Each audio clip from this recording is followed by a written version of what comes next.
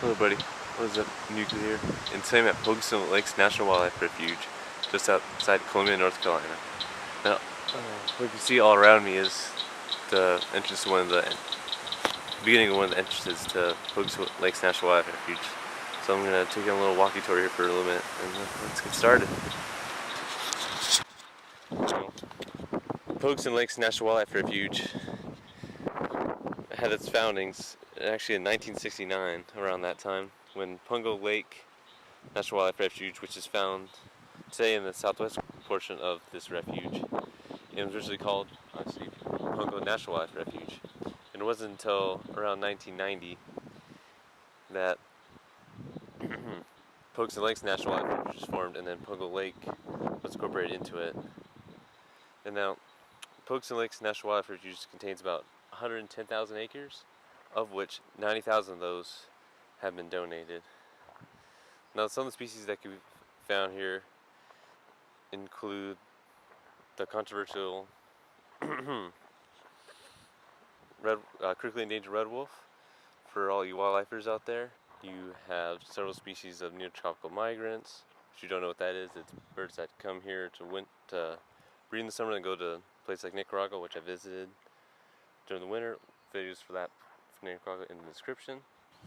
Alright, that's going to be in my video for Pocosin Lakes National Wildlife Refuge. Now, when I snap my fingers, I'll be at Alligator River National Wildlife Refuge for the second part of this video. Alright?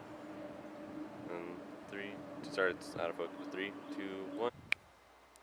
Now I'm at Alligator River National Wildlife Refuge, located within Dare and Hyde County, Like I said earlier, located very closely to Pocosin Lakes National Wildlife Refuge, which is in Terrell, Hyde, and Washington counties.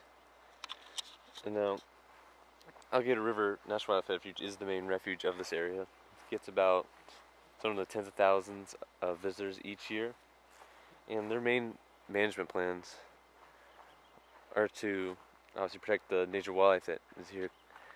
And some of the other objectives for their management plan include filling up man-made ditches and restoring water levels to their historic levels. With the addition of climate changes, makes it harder and harder, just so that they can keep the vegetation communities and habitats the same. And now, including the species I mentioned earlier in this video, Pocosin Lakes National Wildlife Refuge, species here include duck, geese, swans, North American beaver, white-tailed deer, bobwhite quail, red-cockaded woodpeckers, RCWs. Alright guys, that's going to be the end of my video. Like, comment, subscribe if you enjoyed. And let me know if you want to make more videos like this, and what you guys thought of doing these kind of videos and splitting it into a little more natural area, because it is unlike anything you usually kind of see, because it's very swampy, but it's not like a swamp, just kind of open area just covered with drainage of water that's not very high. Alright, I hope everyone has a good day.